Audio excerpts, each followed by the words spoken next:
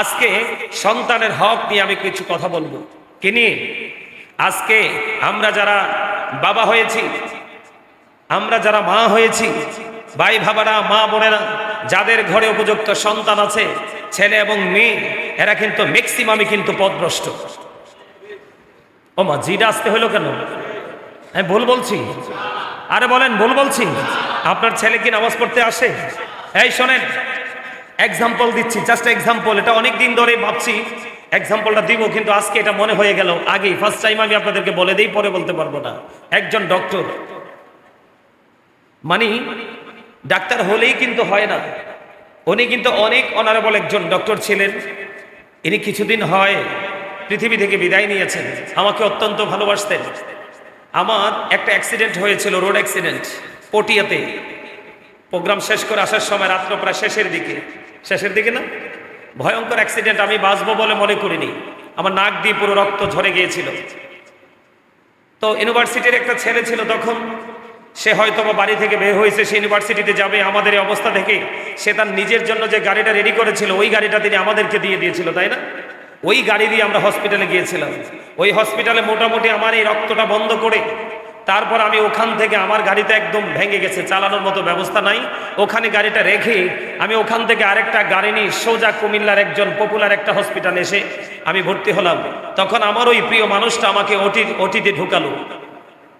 ওটিতে ঢুকানোর পরে ওটির মধ্যে যারা ওনার মানে সহকারী ছিল, ওদেরকে বলেছিল, আমি জানি নাই, আমি তো তখন সেন্সলেস ছিলাম, বলছিল যে এই হুজুর হচ্ছে আমার প্রিয় হুজুর। নাম বললে চিনে ফেলবেন। আমি নামটা বলতে চাই না, কারণ এখানে তার আপন স্বজনরা রিলেটেড আছে, এই জন্য বলতে চাই না। তো উনি যখন ইন্তেকাল করলো, ইন্তেকাল করার পর আমি ওনার জানাজাটা কি, মৃত্যুর খবরটাও পাই নাই। পরে জানতে পারছি উনি মারা গেছে। পরে ওনার একজন প্রিয় মানুষকে ফোন দিয়ে বললাম যে ডাক্তার সাহেব কি পৃথিবী থেকে বিদায় নিয়েছে? কয় হ্যাঁ হুজুর, বিদায় নিয়েছে। আমি তো, তোমরা কত স্বার্থপর, আমাকে বললা না। তো এখন ওনাকে তো তোমরা মাটি দিয়ে দিয়েছো, আমি ওনার কবরের পাশে গিয়ে একটু দোয়া করতে চাই। বিশ্বাস করেন, একটা ছেলে ডাক্তার, একটা ছেলে ইঞ্জিনিয়ার, দুটো ছেলের একটা ছেলেও রাজি হয় নাই, শুধু সময় দিবে। আমি বলছি, আমার যত সময় সব খরচ আমার। আমি শুধু ওই মানুষটার কবরের পাশে গিয়ে একটু যদি জিয়ারত করে আসতে পারি, তাহলে আমার কলিজাটা ঠান্ডা হবে। দুইটা ছেলের একটা ছেলেও তাদের পড়াশোনা, তাদের কাজ রাজি হয় নাই।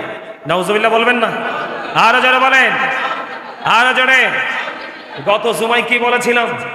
একজন গিয়ে রসুলকে প্রশ্ন করেছিলেন, ইয়া রাসূলুল্লাহ, আমার বাবা আমার উপার্জিত সম্পদ নিজের মতো করে খরচ করতে চায়। আমার রসুল ডাক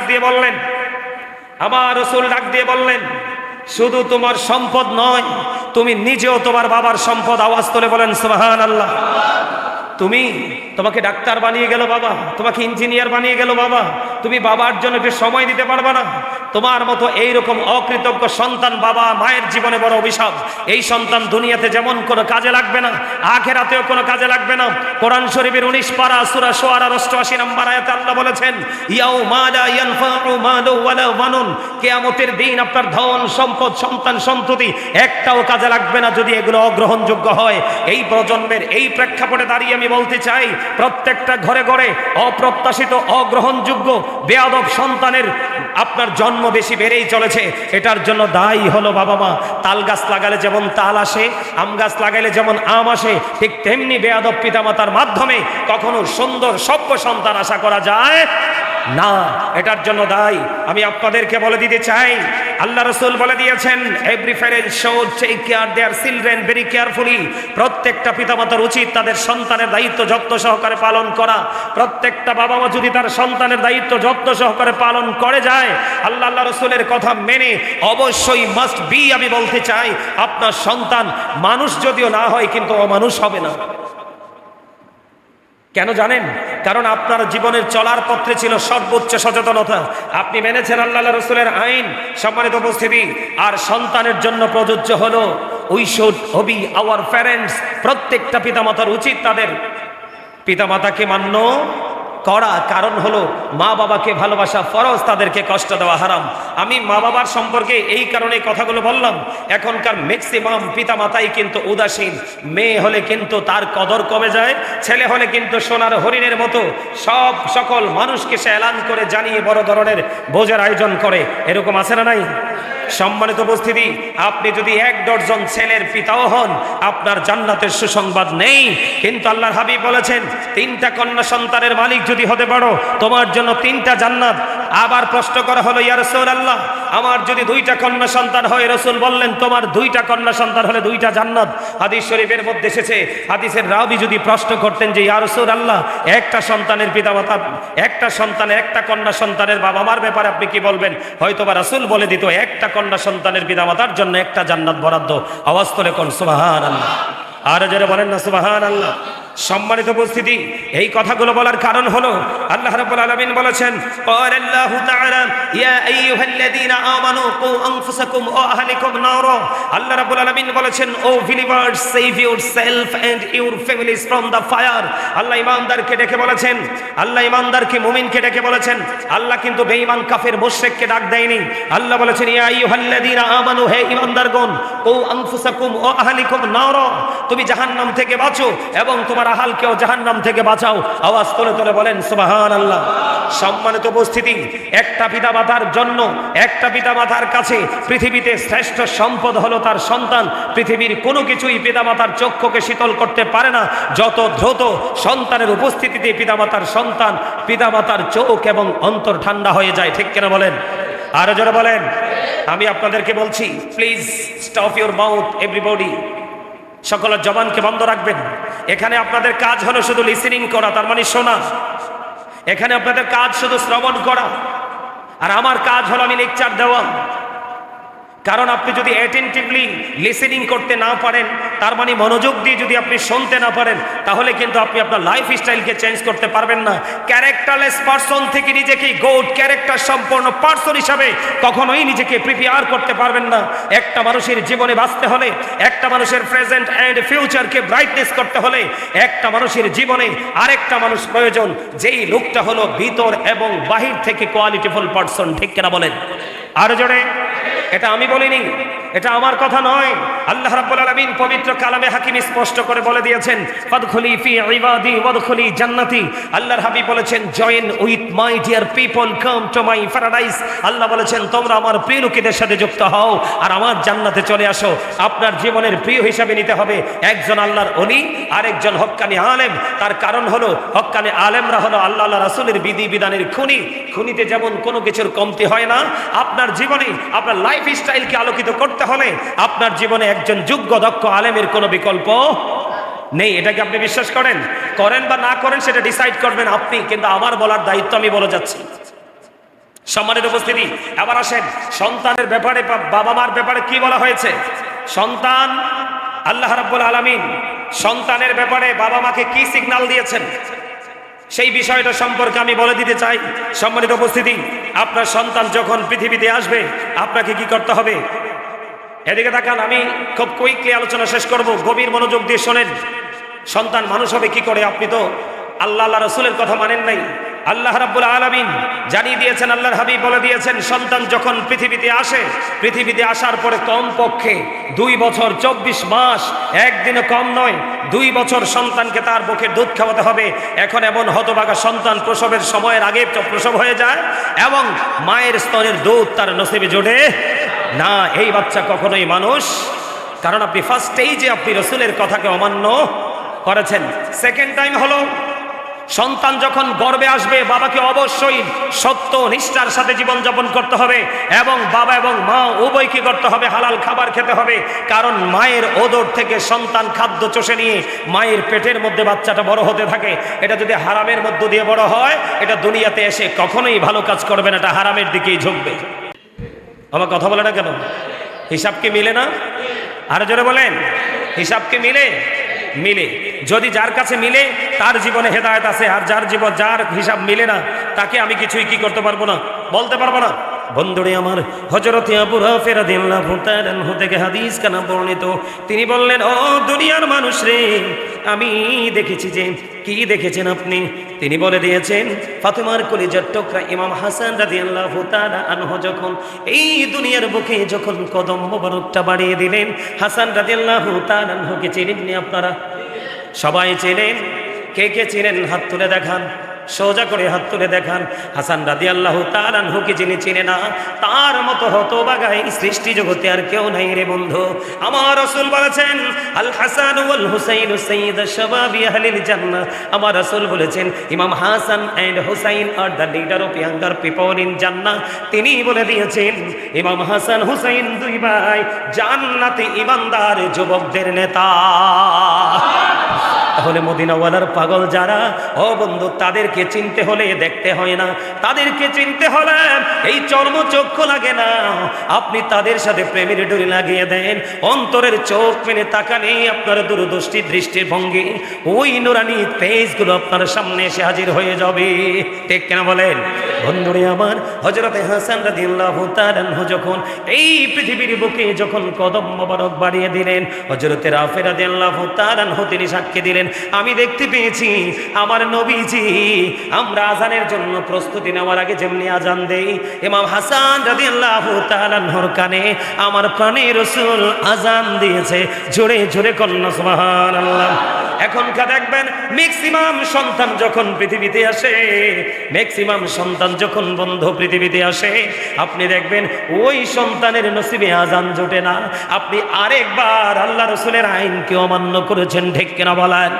আমার কথাকে বুঝতে পারছেন কিনা? আর জোরে বলেন না, বুঝতে পারছেন নি? তাহলে আজান দিতে হবে। আমার রাসূল হযরতে হাসান রাদিয়াল্লাহু তাআলা আনহুর কানে বন্ধু আজান দিয়ে দিলেন। মা 2 বছর সন্তানটাকে বন্ধু কে করবে? বুকের দুধ খাওয়াবে। ও বন্ধু, সন্তানের যখন 7 দিন হবে, আমার নবীজি বলল, উম্মত, সন্তানের সাথে পিতার সম্পর্ক হলো আকিকার মাধ্যমে। কিসের মাধ্যমে? কথা বলে না কেন? আকিকার বন্ধনে আবদ্ধ হয়ে পিতা এবং সন্তান, মাতা এবং সন্তান। এই জন্য রাসূল জানিয়ে দিলেন, 7 দিন যখন হবে, তুমি যদি তোমার পুত্র সন্তান হয়, 1 বছরের 2টা ছাগল দিয়ে তুমি আকিকা দিয়ে দিবা। কন্যা সন্তান যদি হয়, 7 দিনের মধ্যে 1 বছরের একটা ছাগল দিয়ে তুমি আকিকা দিয়ে দিবা। রাসূল বলে দিলেন, ইসলামী নাম রাখবা, মেয়ে হোক বা ছেলে হোক, তাদের মাথা তুমি মুন্ডন করে দিবা। জোরে জোরে কন্যা সুবহানাল্লাহ। বন্ধুরে আমার, এখনকার পিতামাতা সেটা মানতে চায় না। এই খবর পর্যন্ত তাদের কাছে নাই। তারা আছে এখন ফেসবুকদেরকে নিয়ে। ঠিক কিনা বলেন বন্ধু? শুধু এখানে একান্ত নয়, দেখতে দেখতে 7 দিন পার হয়ে গেল। বন্ধু, দেখতে দেখতে 7 থেকে 7 বছরে পা দিল। আল্লাহর হাবিব জানিয়ে দিলেন, তুমি তোমার সন্তানকে 7 বছরে যখন পা দিল, তুমি নামাজের জন্য তাকে তাগিদ দাও। 7 বছর থেকে ধীরে ধীরে যখন 10 বছরে পা দিল, 10 বছরে যখন পা দিল, তুমি তোমার সন্তান থেকে বিছানাটা আলাদা করে দাও। একসাথে ঘুমাইতে পারবে না, তাকে পৃথক করে দিতে হবে, আলাদা করে দিতে হবে। আমার রাসূল বললেন, 10 বছরে যখন আজান নামাজ পড়বে না, তাকে হালকা পাতলা ভাবে মায়ের দিয়ে দাও। এখনকার বাবা মা 10-15 বছর কোন দিক দিয়ে চলে যায় খবর নাই। খবর শুধু আছে ইংলিশ মিডিয়াম নিয়ে। ঠিক কিনা বলেন? আছে না নাই? আমি আপনাকে বলছি না যে আপনি ইংলিশ পড়াবেন না, অবশ্যই পড়াবেন, কিন্তু ইংলিশ পড়াবার আগে আপনার অনেক দায়িত্ব কর্তব্য আছে, সেই কর্তব্য আপনাকে পালন করতে হবে। বন্ধুরে আমার, এই কর্তব্যের মধ্যে সন্তান কিন্তু নামাজের জন্য তাগিদ দিয়েছেন আপনি। আল্লাহর হাবিব সরকারে মদিনা তিনি বলে দিয়েছেন গুরুত্বপূর্ণ হাদিস, হাদিস খানা বন্ধু এসেছে দাইলামি শরীফের মধ্যে। আপনার আমার প্রাণের রাসূল বলে দিয়েছেন, আদিবু আওলাদাকুম আলা তালাতি খিসালিন হুব্বি নবীকুম হুব্বি আহলি বাইতিহি ওয়া আলা কিরাতিল কুরআন। রাসূল বলেছেন, তোমরা তোমাদের সন্তানদেরকে 3টি বিষয়ে শিক্ষা দাও। ইয়া রাসূলুল্লাহ, ইয়া হাবিবাল্লাহ, নবী গো, এই 3টা বিষয়কে আমার নবীজি প্রথমে বলেছেন, হুব্বি নবীকুম, টিজ the love of the prophet, তোমরা নবীর প্রেম শেখাও। এরপরে বলেছেন হুব্বি আহলি বাইতিহি, নবীর আহলে বাইতের প্রেমের ব্যাপারে, বাবা মার ব্যাপারে কি বলা হয়েছে? সন্তান, আল্লাহ রাব্বুল আলামিন সন্তানের ব্যাপারে বাবা মাকে কি সিগন্যাল দিয়েছেন, সেই বিষয়টা সম্পর্কে আমি বলে দিতে চাই। সম্মানিত উপস্থিতি, আপনার সন্তান যখন পৃথিবীতে আসবে, আপনাকে কি করতে হবে? এদিকে তাকান, আমি খুব কুইকলি আলোচনা শেষ করব, গভীর মনোযোগ দিয়ে শোনেন। সন্তান মানুষ হবে কি করে? আপনি তো আল্লাহ রাসূলের কথা মানেন নাই। আল্লাহ রাব্বুল আলামিন জানিয়ে দিয়েছেন, আল্লাহর হাবিব বলে দিয়েছেন, সন্তান যখন পৃথিবীতে আসে, পৃথিবীতে আসার পরে কমপক্ষে 2 বছর 24 মাস, একদিনও কম নয়, 2 বছর সন্তানকে তার বুকের দুধ খাওয়াতে হবে। এখন এমন হতভাগা সন্তান প্রসবের সময়ের আগে প্রসব হয়ে যায় এবং মায়ের স্তনের দুধ তার নসিবে জোটে না। এই বাচ্চা কখনোই মানুষ, কারণ আপনি ফার্স্ট স্টেজে আপনি রাসূলের কথাকে অমান্য করেছেন। সেকেন্ড টাইম হলো সন্তান যখন গর্ভে আসবে বাবাকে অবশ্যই সত্য নিষ্ঠার সাথে জীবনযাপন করতে হবে, এবং বাবা এবং মা উভয় কি করতে হবে, হালাল খাবার খেতে হবে। কারণ মায়ের ওদর থেকে সন্তান খাদ্য চষে নিয়ে মায়ের পেটের মধ্যে বাচ্চাটা বড় হতে থাকে। এটা যদি হারামের মধ্য দিয়ে বড় হয়, এটা দুনিয়াতে এসে কখনোই ভালো কাজ করবে না, এটা হারামের দিকেই ঝুঁকবে। শিখা এবং শিখানো দুইটাই বন্ধু, ঈমান এবং ফরজ। এরপর থার্ড টাইম রাসূল বলেছেন ওয়া আলা কিরাতিল কোরআন, তুমি তোমার সন্তানকে কোরআন তেলাওয়াত শেখাও। জোরে জোরে কন্যা সুবহানাল্লাহ। এখন কয়টা বাবাই তো জানে না ঈমান কি, ঈমান কত প্রকার, কি কি কোন কোন জায়গায় ঈমান স্থাপন করতে হবে, এটা বাবাই তো জানে না। সন্তানকে শিক্ষা দেবে কে করে? ও বন্ধু, এখনকার সন্তান অমানুষ হওয়ার পিছনে বাবা মা কারণ মা মেয়েটাকে উলঙ্গ করে নিয়ে বের হয়। ছোট্ট থাকতে মেয়েটা খোলামেলা থাকতে থাকতে এটা অভ্যস্ত হয়ে যায়। আবার ছেলেটা বন্ধু বাবাকে ফলো করে, বাবার মুখে নাই দাড়ি, বাবা যেটা করে সন্তানও সেটা করে। বাবার পরনে নাই পাঞ্জাবি, বাচ্চাটাও সেটাই করে। বাবা নামাজ পড়ে না, সন্তানও কিন্তু সেটাই ফলো করে। এমনি করে করে প্রত্যেকটা সেক্টর আপনি ডিমলিশ করে দিয়েছেন, তার মানে ধ্বংস করে দিয়েছেন। তার ফিউচারটা ব্ল্যাক হয়ে যাবে, কখনোই ব্রাইট হবে না। জোরে জোরে কন্যা নাউজুবিল্লাহ। আমার কথা কি আপনারা বুঝতে পেরেছেন? আপনার সন্তানকে মানুষ করতে হলে বন্ধু তিনটা জায়গার দিকে বাবা মাকে কড়া নজর রাখতে হবে। প্রথম হলো বন্ধু, প্রথম আপনাকে একটা কাজ করতে হবে, সেটা হলো আপনার পারিবারিক শিক্ষা দিতে হবে। কি? ফ্যামিলিগত শিক্ষা দিতে হবে। দ্বিতীয়ত বন্ধু সামাজিক শিক্ষা দিতে হবে। আর তৃতীয়ত আপনাকে সন্তান যখন বড় হতে থাকবে দেখবেন সেই মানুষের সাথে মিশতে থাকবে, বন্ধুত্বের সম্পর্কে আবদ্ধ হওয়ার চেষ্টা করবে। ঠিক সেই সময়টা হলো আপনার ছেলে এবং মেয়ের জন্য সবচেয়ে বড় ভয়ঙ্কর এবং বিপজ্জনক। ওই সময় যদি আপনার ছেলে এবং মেয়েকে যদি আপনি একটুখানি কড়া নজরে রাখতে পারেন, এই সন্তান কোনো দিন অমানুষ হবে না। আপনার জীবনে বিশেষ প্রয়োজন হলো একটা সৎসঙ্গ তার জন্য জুটিয়ে দেওয়া। ঠিক কিনা বলেন? এখন তো বন্ধু শব্দের কোনো পবিত্রতা নাই, আছে? এখন কি বন্ধু আছে? আবার একেবারে নাই বললে চলবে না।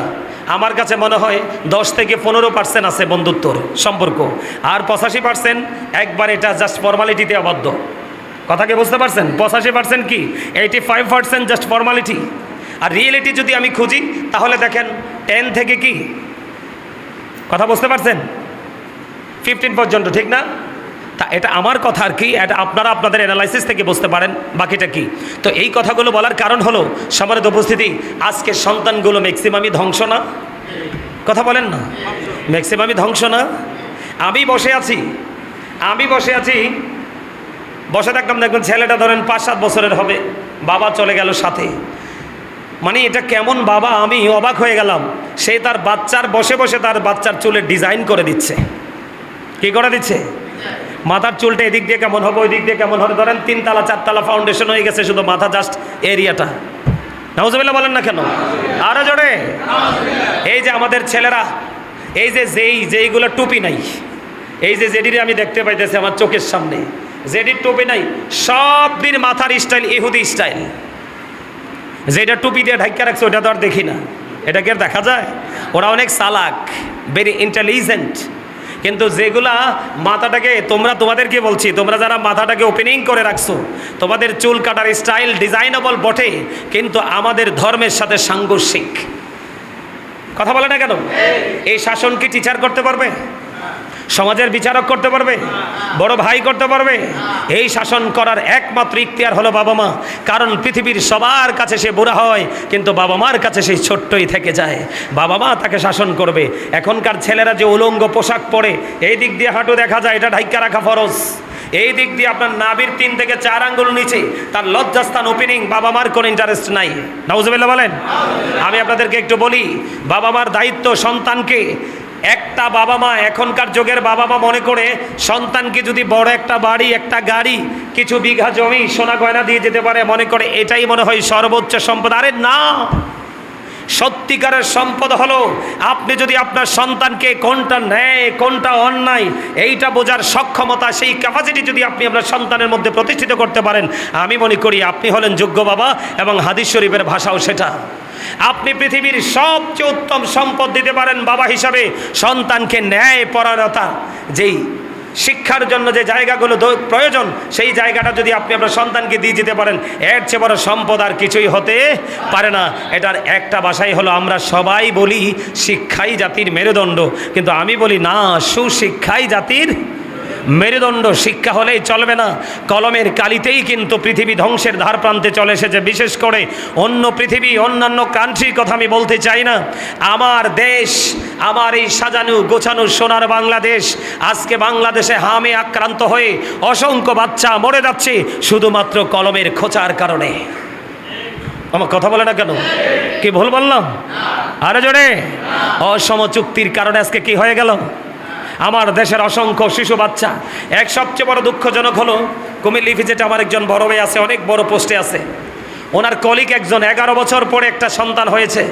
এই 11 বছরের বাচ্চাটা হয়তো 3-4 বছরের বয়স হবে, এই বাচ্চাটা হামে মারা গেছে। নাউজুবিল্লাহ বলেন। এই বাবা মার অবস্থাটা কি হবে বলেন? এটার জন্য দায়ী এই রাষ্ট্র। এই জন্য আপনাদেরকে বলি, আপনি যদি সুশিক্ষায় শিক্ষিত হতে পারেন, অবশ্যই আপনার সন্তানকে আপনি সেই ক্যাটাগরিতেই গড়ে তোলার চেষ্টা করবেন। আরে ভাই, আপনার বাবা মা ছিল ওল্ড, তারা আপনাকে সুশিক্ষা দিতে পারে নাই তো কি হয়েছে? এখন দিন বদলাইছে, আধুনিকতার ছোঁয়া লাগছে। আপনি আপনার সন্তানের জন্য যোগ্য এবং দক্ষ একজন টিচার আইডেন্টিফাই করেন, আপনার সন্তানের ফিউচার অটোমেটিক্যালি ব্রাইট হয়ে যাবে। ঠিক কিনা বলেন? আরো জোরে বলেন। আমি আপনাদেরকে যেটা বলে দিতে চাই, আমরা যে সন্তানকে ন্যায় পরায়ণতা শিক্ষা দিব, সুশিক্ষা শিক্ষিত করব, এগুলোর দিকে, এইগুলোকে আমরা আইডেন্টিফাই করতে হলে মাঠ পর্যায়ে সন্তানগুলো কিভাবে চলছে সেটাও বাবা মা নজর রাখা উচিত। আপনার সন্তান যে ইহুদি স্টাইলে চলছে, ইহুদিরা কি আপনার আমার বন্ধু না শত্রু? আরো জোরে বলেন। কে কে মনে করেন? ওমা, এই ওয়াজ তো আরো করছে, এটা কি ভুলে গেছে? তো ওয়াজ করে লাভ কি? এটা কি মাস চলে? জিলকদ, জিলহজ মাসের শেষ জুমা পড়াইয়া তাইলে গুড বাই, ছুটি দিয়ালাম সবাই রে। ওমা কিও চাচা কি কন? পড়ালেখার শেষে কি পরীক্ষা দিতে হয় না? আরো জোরে। তো আমার কাছে তো ইন্টারভিউ, খাতা কলম তো আর দিতে পারবো না সবাইকে। মাঝে মাঝে একটু প্রশ্ন সরব, উত্তর দিতে পারবেন না। এই ওয়াজ আমি সবচেয়ে বেশি করছি আপনাদের কাছে, যে এই বেঈমান কাফেরেরা মুসলমানের প্রকাশ্য শত্রু। The heretics are the eternal enemy of the believers. ইন্নাল কাফিরিনা কানু লাকুম আদুওয়াম মুবিনা। আল্লাহ কোরআনে বলেছেন, বেঈমান কাফেররা হলো মুসলমানের প্রকাশ্য শত্রু, তারা হলো আমাদের এগেনিস্ট পার্টি। জোরে জোরে বলেন না নাউজুবিল্লাহ। আল্লাহ রাসূল বলেছেন, I have been order to fight against people until the testify that there is no god but Allah and that Muhammad রাসূলুল্লাহ সাল্লাল্লাহু আলাইহি সাল্লাম is the messenger of Allah. আওয়াজ তোলে একবার বলেন সুবহানাল্লাহ, একবার বলেন নাউজুবিল্লাহ। নাউজুবিল্লাহ হলো এগেনিস্ট পার্টির জন্য, আর সুবহানাল্লাহ হলো আমাদের নেয়ামতের খবর পাওয়ার জন্য। যারা লা ইলাহা ইল্লাল্লাহকে বিশ্বাস করে না, মুহাম্মদ রাসূলুল্লাহকে বিশ্বাস করে না, ওই পর্যন্ত তারা তোমাদের এগেনিস্ট পার্টি। তোমরা তাদের বিরুদ্ধে কি করো? যুদ্ধ ঘোষণা করো, তাদের বিরুদ্ধে যুদ্ধ করো, ফাইটিং করো। আওয়াজ তোলে কন্যা একবার আলহামদুলিল্লাহ। যাদের বিরুদ্ধে যুদ্ধ করতে বলে গেছে রাসূল, যাদের বিরুদ্ধে, যাদেরকে আল্লাহ বলেছে তারা তোমাদের প্রকাশ্য শত্রু, সুযোগ পেলেই তোমাকে মেরে ফেলবে, তুমি তাদের স্টাইলকে তুমি কি করছো? তোমার লাইফ স্টাইল হিসাবে তুমি আইডেন্টিফাই করেছো। নাউজুবিল্লাহ, নাউজুবিল্লাহ। এর চেয়ে বেশি লজ্জাজনক, এর চেয়ে বেশি আপত্তিজনক বক্তব্য আর কিছু হতে পারে না। যুবক, আমি তোমাদেরকে মিন করে বলে যাই, আমার যত ভয়, আমার যত আতঙ্ক তোমাদেরকে নিয়ে। কারণ এই মুরব্বীদের অন্তর আমি আসলে দেখি, ফার্স্ট টাইম থেকে আমার কিছু মুরব্বী, তাদের সাথে তারা হয়তো জানে না আমি তাদেরকে হৃদয় থেকে কতটুকু ভালোবেসে ফেলেছি। আমি আসলে আগে তাদেরকে দেখি, আমার মুসল্লিগুলো, মুরব্বীগুলো আছে কিনা। একজন না দেখলেও মনে প্রশ্ন আসে যে উনি কেন নাই। এটাই হলো সত্যিকারের ভালোবাসা। এই ভালোবাসা আখেরাত পর্যন্ত জীবিত থাকবে। আমি তোমাদেরকে বলছি, তাদের অন্তর খুঁজলে পাওয়া যায় আল্লাহ রসুলের প্রেম ভালোবাসায় ভরা। আর তোমাদের ম্যাক্সিমাম যুবক যুবতীদের অন্তর হলো মরা এবং হিংসা, নোংরামি আর আত্মগরিমায় ভরা। তোমরা এটা আজকে বাড়িতে গিয়ে ঘুমিয়ে ঘুমিয়ে তোমরা চিন্তা করবে যে আমাদের খতিব আমাদেরকে বলে গেল, কেন বলে গেল, এই কথাটা কেন বললো? তুমি তোমার পোশাক ইহুদি স্টাইলে, তুমি তোমার চুল রাখার স্টাইল ইহুদি স্টাইলে, তোমার পথ চলা ইহুদি স্টাইলে, তোমার ঘুমানো ইহুদি স্টাইলে, তোমার খাবার দাবার ইহুদি স্টাইলে, এগুলো কি তোমার বাবা মা দেখে না? এগুলো কি বাবা মার দেখার দায়িত্ব না? এই শাসন পৃথিবীর কেউ করতে পারবে না, আমি তোমাদেরকে বলে দিতে পারবো।